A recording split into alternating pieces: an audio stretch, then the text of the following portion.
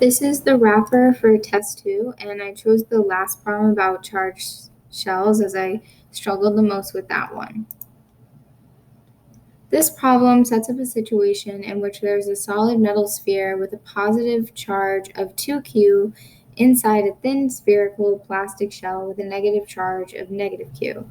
The spheres have radii RA and RB respectively. The first part of the problem, part A, asks for the potential difference between the outer surface of the metal sphere and the inner surface of the plastic shell. To start this problem, I found the expression for the electric field, which was on the inside. I found this to be 0 as the distance between the 2 points was less than the radius of the outer shell, or RB, and it's also a conductor.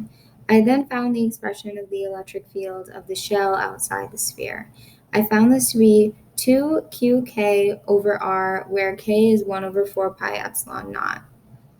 2kq over r squared times r hat, where k is 1 over 4 pi epsilon naught.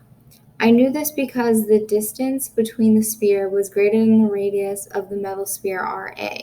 Then I found the net electric field by adding those two values together, which could be modeled as a point charge. And this ultimately led me to the final answer of 2kq times 1 over RA minus 1 over RB. Part B asks to determine the potential between the center of the sphere and infinity, or V sub 0 minus V sub infinity. To solve this problem, we can break it down in 3 different regions: inside of the sphere, between the sphere and the shell, and outside the sphere and the shell. For inside the sphere, we know that R is less than RA, and we know that the net field here is 0 since the sphere is a conductor. This tells us that V sub 0 minus V sub RA is going to be 0. For between the sphere and the shell, RA is less than or equal to R, which is less than or equal to RB. From part A, we already calculated V sub RA minus V sub RB to be 2qk times 1 over RA minus 1 over RB.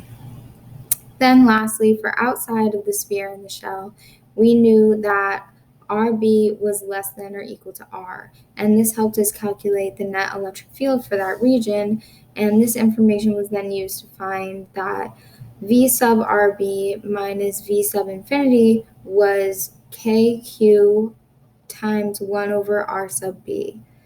So we then added all those potential differences together to get a final answer of KQ times 2 over RA minus 1 over RB. Lastly, part C was a multiple choice question asking what would happen to V sub 0 minus V sub RA if we place this object, both the sphere and the shell, in between 2 large oppositely charged plates. And I thought that the potential difference would not change because the net electric field inside of the sphere is still 0 because it's still a conductor.